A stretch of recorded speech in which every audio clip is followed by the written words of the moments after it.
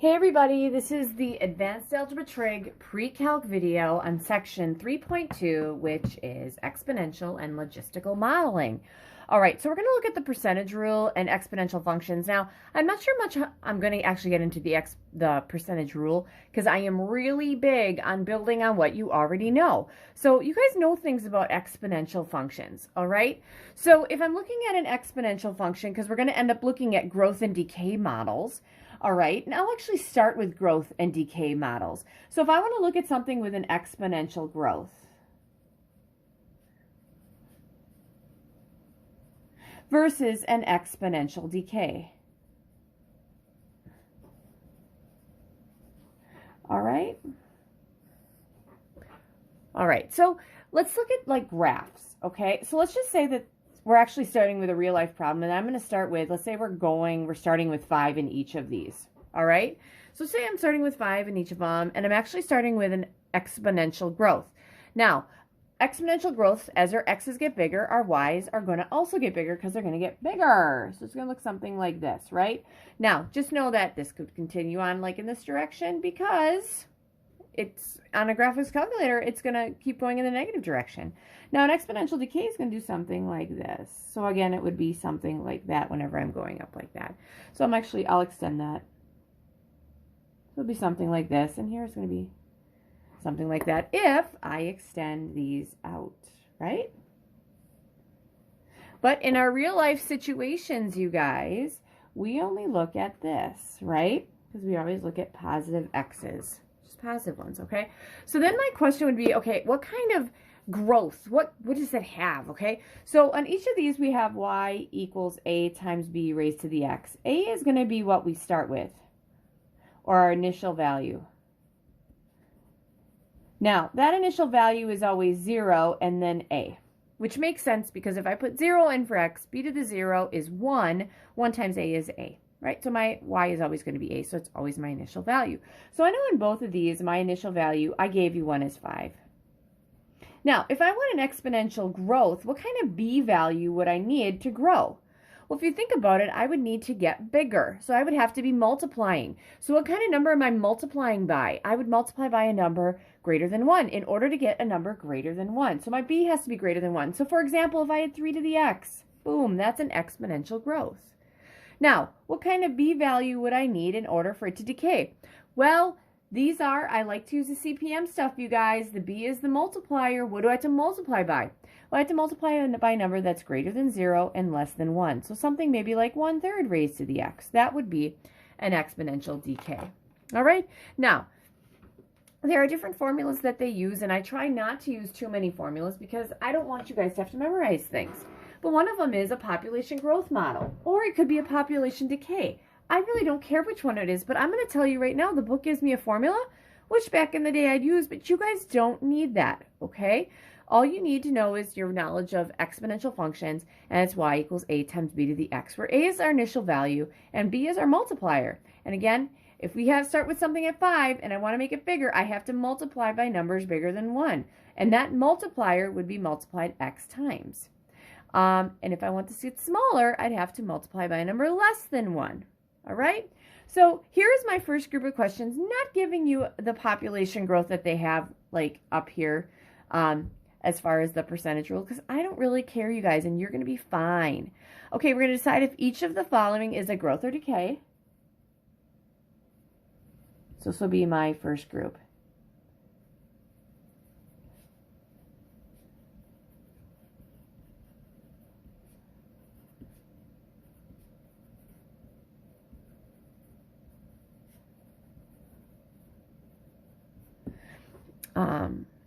Or if it's a growth or decay model. Sorry, that was a full sentence. Then find the initial population and the percentage increase or decrease.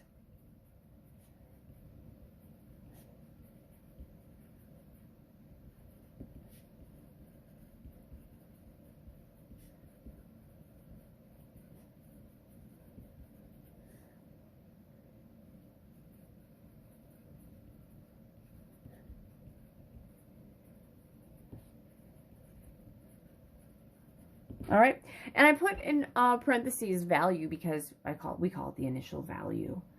All right, so that's what we're going to start with right now. And then we'll get to some application problems. This section isn't a lot, but we're going to do some things in class where we are just doing many, many different kinds of equations. And we'll continue. I'll make one up today too if I don't have what I need here. Okay, so the first one I have is, let's look at y equals, or P of t equals, because it's a population over time, 782,248 times 1.0136 raised to the t power. And that's just because it's in time. So they gave it a variable of t. The second one here, let's go with, and this is the population. This represents the population of, what did this one have? This was San Jose. And it was over a period of time. I don't know which time, I'm sorry.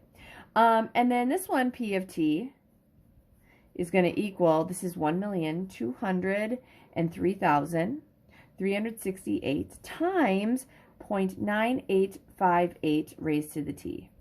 And this is the population of Detroit. And I'm not sure what years this is over. I know I got this from the book, and they actually do use real statistics, okay? So that's what we got. All right, so here we go. So my initial population. Well, the initial population would be where your t value, or your x value, in this case it's t, is 0. Well, anything raised to 0 is 1. So wouldn't this initial population be 782,248, which you guys should know, because that would be the a value in here, right? All right, is this a percent increase or decrease? So let's think about it. If it would be a percent increase or decrease, this as a percent, going the other way, wouldn't this be 101.36%? Yeah. So it's increasing. Everything starts at 100%. This is a percent increase. We're going by 1.36%. I think that's the easiest thing I do. I always compare things to 100%, you guys. So I need to get this, I'd have to take 100% and then add 1.36%. All right, and that's how I'd get that. That works. All right, then the next one, same thing, population of Detroit. Your initial population is 1,203,368. One of two reasons. That's your a value, which we said is the original, because when we put 0 in for the x, it's just a. When I put 0 in here, 0.9858 raised to the 0 is 1. 1 times that is that. Boom, that's it. Or is this a percent increase or decrease? Well, here's the thing, you guys. It's a percent decrease, because we would take 100%. That was what we start with, right?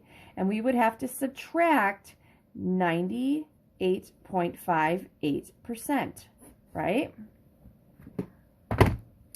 100 minus 98.58 gives me 1.42. All right. So I would have a decrease of 1.42%. All right. So in this one, I want to increase. It's how much bigger of 100 is it? And for this one, it's the difference from 100. All right. So that's, and most kids know that, just because we do so much in CPM with growth and sometimes decay, or I know we've done things with cars and their loss of their value. I think we did CDs and loss of value, those kinds of things, okay? So that was my first thing. Okay, next thing. Next one. Next problem. Write the population function with an initial quantity of 24.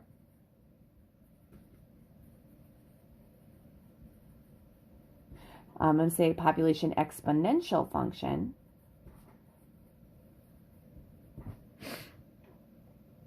with an initial quantity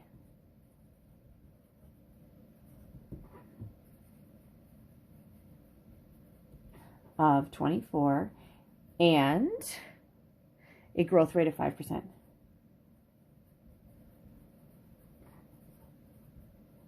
All right, so we're going to have population. Let's go P of t. I'm not going to be super picky with that. You guys could totally go y equals. I'm not going to be picky with that. All right, my initial, 24. So I might start with like 24 dogs. And we're increasing it by 5%. So if I'm increasing it, I start with 100%. Increase means I'm going to add 5%. So that would be 105%, right? What's 105% as a decimal? 1.05. And that'd be raised to the x. That's my b value. All right. So that's that one. So I'm going to make this question number 1. Okay, or an A. No, I think I did 1, 2, and 3. Did I? Yeah, I'm trying to stay. I'm all over the place. I'm sure some of you guys are like, God, you just change things all the time. You're like schizophrenic. I'm not schizophrenic, but sometimes I forget the way I've been doing things. I try to be uniform, but I'm not. All right, so this one's a big one, guys. This one's a big one. Suppose a culture of 50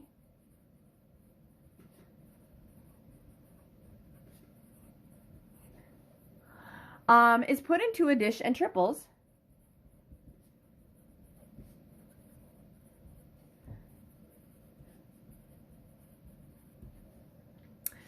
at each hour. Predict when there'll be 5,000, and this is bacteria. So a culture of 50, this should say bacteria.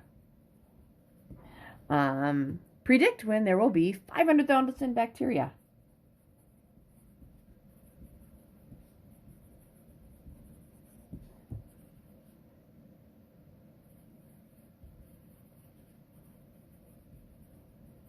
All right, so again, if I'm going too fast, just press pause. That's what's a great thing about these videos. All right, I need an equation. Y equals, my initial value is 50. All right, and then it's going to triple. So what's my multiplier? Well, if you think about it, back in algebra, I have all these kids that they'd be like, oh, I'm going from here to here, here. I'd be multiplying by 3, multiplying by 3. So would this be 3, and I'd raise it to the x power. That's what it is. So the question is, predict when there will be 500,000 bacteria. So 500,000 is that my x or my y? My x or my y? Well, my x is the when. And they don't even tell me triples each hour. So that'd be how many hours. The y is the total quantity. So I need to do 500,000 equals 50 times 3 raised to the x. All right, I'm going to be honest with you guys. The only thing I don't like about teaching your class, and there's not much, I really enjoy your class, is that you've never had logarithms, so you can't solve this. The pre-calculus kids would be like, yeah, sure, divide by 50 and take the natural log, or take the log. Yeah, okay, you get it. But you guys have not done that. So here's what you do. We're going to make this guy y1, and we're going to make this one y sub 2. And I'm going to put them in my calculator, and I want to find an intersection. All right? So my 50 times 3 raised to the x. And here I'm going to find 500,000. Now, I'm going to look at my table. I like to think about what things mean. So my x's is the time. So I could go, I don't need to go negative 10 hours because I can't. Let's go negative 1 because I like to see a little piece of the end to 10. We'll see if it's 10 hours. I don't know. I have a feeling it's going to be longer. My y's, I'm okay with negative 10, but guys, it has to get up to 500,000. So I'm going to make it go up to 600,000. Let's see what happens. All right, so there's my curve. It should be coming. There it is. Oh, I think I'm going to see it. There it is. So this is my curve, and that's where it equals 500,000. Let's do trace, second trace. Oh, yes. Move, move, move. Get closer to that. Press enter. 1, 2, 3. All right. It is 500,000 at 8.3. I'm going to go with 8.38 hours. Ooh, you know why I really like this? Number one, I know I'm right because I'm looking at the answer I had before. But the other reason I like this, you guys, is because I like thinking about real life and what it means. So does this mean 8 hours and 38 minutes? Absolutely not. This means 8 hours. And minutes are in 60s. So I have to take this 38 hundredths and change it into 60s. I am a big fan of the cross product. So it's going to be 100x equals whatever 38 times 60 is. I don't know that off the top of my head. 2280. Divide this by 100. Divide that by 100. 22.8. Now, I could go seconds, but I don't even care. So this is going to be about 8 hours and 23 minutes. If I needed the seconds, I could totally get that, because the way I would do that, I would take 8 tenths and turn it into 60s. But I'm good with minutes. All right. Now, so I'm looking at this graph. I actually have a sketch of the graph. So I know I started with, what, 50 here. So this would be 50. And we're going to do something like this. And this was y equals 500,000. And this point right here of intersection was that, what, 8.38 500,000. I'm feeling really good about that. Because like I said, I did it before. All right, so my next one. Ooh, I'm almost done with this video, which is fantastic. Little bit different, you guys. And one thing I love about this section is that when I'm correcting things, kids come up with answers in different ways. I really love it. Now, one of the things that is beneficial about being in school, though, is there is no technology. So I know kids are using their heads. So I'm hoping you guys do, too. Rather than using photo math. This is my third one. Okay, what if the culture of, we started with 50 what? Of 50 bacteria.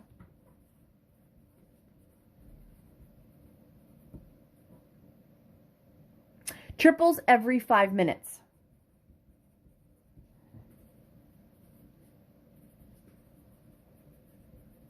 When would that be? Huh. So that means it would triple every 5 minutes.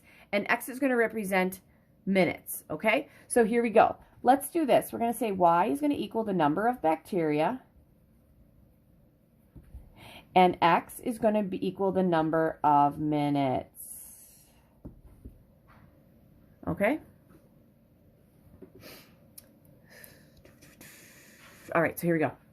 Y equals, we're starting with 50. Now, it is tripling, so it's going to be 3 raised to the, okay, if it'd be 3 raised to the X, that would be every minute. So it's not tripling every minute, it's tripling every 5 minutes.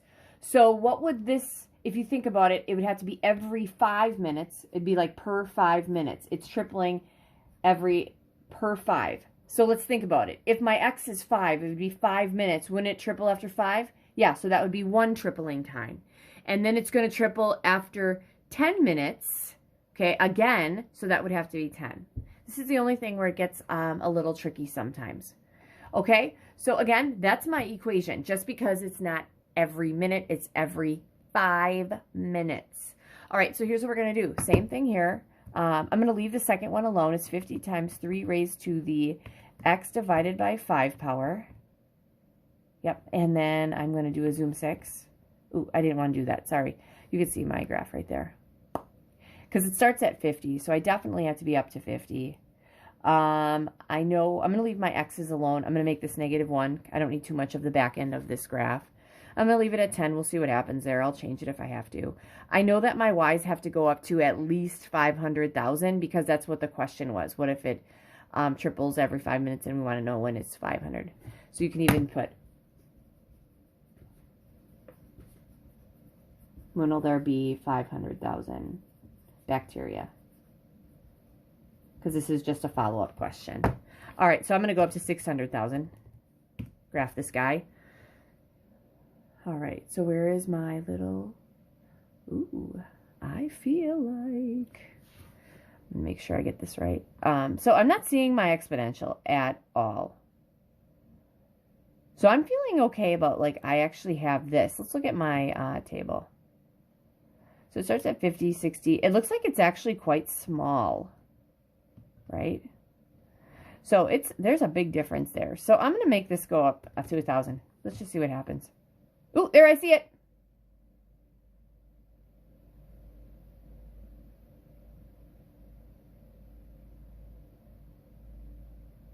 And I should have a line. There we go. Because it's going all the way. So I don't need all this junk here. I'm going to trace this and just see where I'm at. So when my Y is, when I'm getting to a Y of, let's see, let's get to a Y of, ooh, it's getting bigger, bigger. We're at 600 some. I'm going to make it go, because it's way over here and way up there. I'm going to make this a little less. Let's try 100. And I'm not looking at my notes. I want to basically be like a kid trying to figure this out. All right, so that makes sense. So this is 100. I'm going to change it to 50 just to get a better graph. All right. There we go. So right here would be about 50. Okay, and I want to make sure my x-intercept should be at 0.50. It is. It's at 0.50, and it's always at 500,000 up there. All right, so let's see what... So if I had to sketch this, you guys, I'd be like this, okay? I'd say, okay, we're going to do something like this.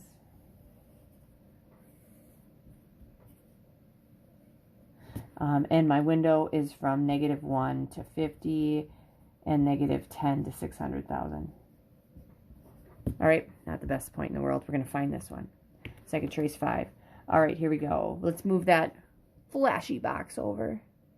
All right, 1, 2, 3, there it is. And this is going to be 41.918065, whatever, and then 500,000.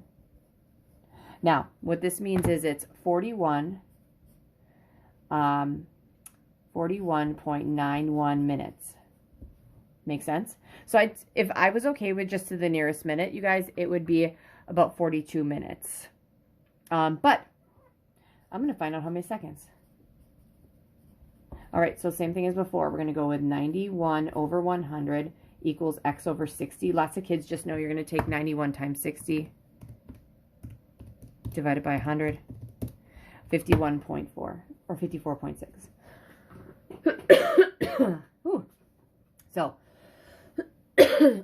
So it's about 6, and it's about 41 minutes 55 seconds. That sucker is tripling. It's like getting really, really big. All right, number 4. And I'm going to end this video with one after this because this is actually my ending, but I want to do one thing because I know what I'm going to test you on. Suppose a half-life.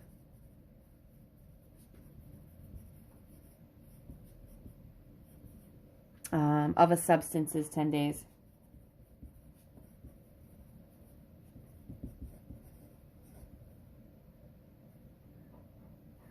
There are 7 grams present initially.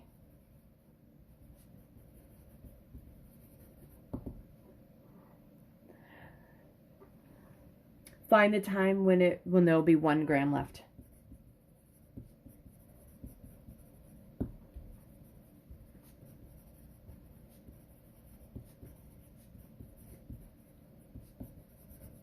All right, so if I want to talk about half-lives, half-lives just means when half is left.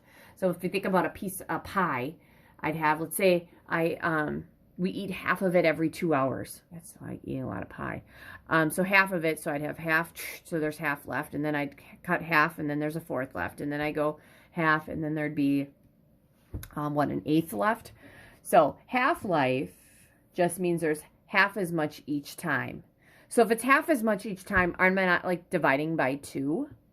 All right, dividing by 2, I need it to be multiplying. What's the same thing as dividing by 2?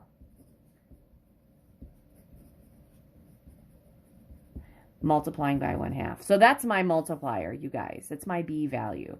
So my equation is going to be y equals, my initial is 7 times 1/2 raised to the x. Now, y is going to be the number of grams of the substance. X is going to be number of days. Now, it's not in halving every day. It's a half every 10 days. So I got to put that over 10. It's just like my last one. So it means per 10 days. It's kind of the best way for me to put that. Now, the question is, when is there going to be 1 left? All right, so I'm going to do the same thing I did before. And there's other ways I could do this if I wanted to. But, yeah, you guys don't know how to do this fully. So there's one thing you can do here if you choose to. If you want to divide by 7, you could have 1/7 equals 1/2 times x raised to the x over 10 power. You have options. You can make this y1 and this y2. Or if you want to divide it, this could be y1 and that could be y2. It's totally up to you. I feel like sometimes I use this if my graphs get small, but let's see what happens. Let's do this. So I'm going to make the 1y1, and then I'm going to have 7 times, hopefully we're seeing these because sometimes there's a glare. Rather than a half, I'm going to go with 0.5. I'm going to raise it to the x over 10 power. All right, and then I'm going to do a zoom 6 just because everything seems small. So that's 1. Ooh, and there we go, we're decaying. This is 7, right, and we're decaying. So I need to get bigger over here. I need my x's to get bigger. 10's not going to work. Let's go with 50. I'm not sure. I'm not looking at what the answer is. So there's my 1. Oh, there we go. It's right there, right? So it's going to keep decreasing and it's going under 1. So here we go. Second trace. And actually, if I need to, draw my sketch, and I'll draw a quick sketch here. All right, we started at, this was 7, right? And then we go, and this is 1. And what was my window was, sorry about that. Actually, I put it down here. I'll put my point up here. My window was -10 to 50. And my other one was -10 to 10, my y's. All right, so my goal is to figure out what that point is. This keeps going too. All right, so I'm going to go second trace 5. I'm going to go 1, 2, 3. There it is right there, which makes sense. It's 28.07, comma 1. Okay, which means it's 28. It was days, so it's going to be 28 days. About 28 days. That's what I'm going to do. And if you wanted to, you could say it's about 28.07 days. That works. All right. So that's kind of all that I had here, but I know what I'm going to end up asking you, and this is from the last